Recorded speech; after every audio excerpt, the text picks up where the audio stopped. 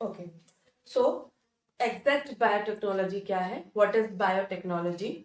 Biotechnology is the use of living systems and organisms to make useful products for humans.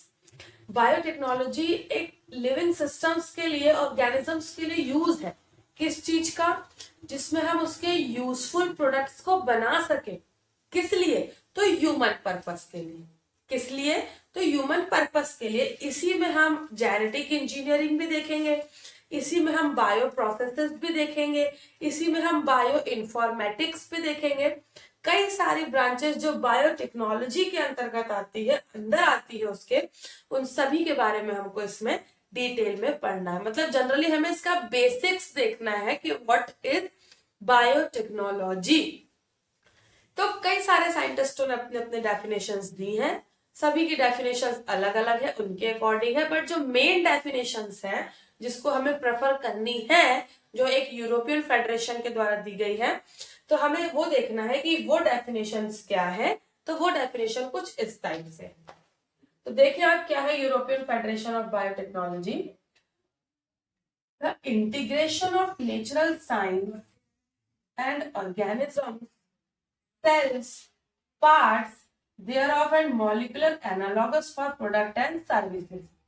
अब इसमें क्या है, जो नेचुरल साइंस है, इसमें ऑर्गेनिजम्स के, सेल्स के, पार्ट्स के, इन सभी को हमने क्या किया है, इंटीग्रेट कर दिया है, मतलब एक तरीके से जोड़ दिया है, जिसमें हमने मॉलिक्यूलर एनालॉगस भी लिया है। अब मॉलिक्यूलर एनालॉगस क्या है?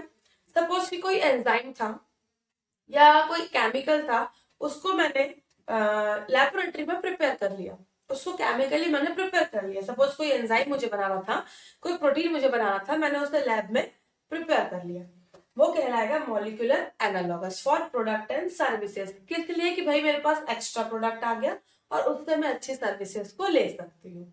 तो ये इसका फुल फॉर्म आप अच्छे से करना, EFB। What is EFB?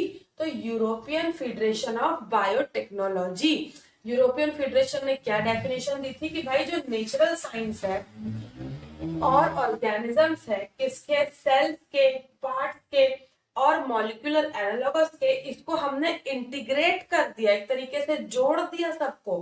क्यों? For product and services. क्यों? For product and services. तो ये किसने दिया था? तो यूरोपियन फेडरेशन के द्वारा ये डेफिनेशन दी गई थी। किसकी डेफिनेशन? तो बायोटेक्नोलॉजी की डेफिनेशन। इसको आप एज इट इज करेंगे, इसको आप एज इट इज करेंगे, भले ही वो अजीब सी डेफिनेशन है, पता है मुझे बहुत अजीब सी डेफिनेशन है कि क्या क्या बोल रहे हो उसमें, लेकिन हमें वर्ड बाय वर्ड इसको एज इट इज ही करनी है। अंडरस्टूड?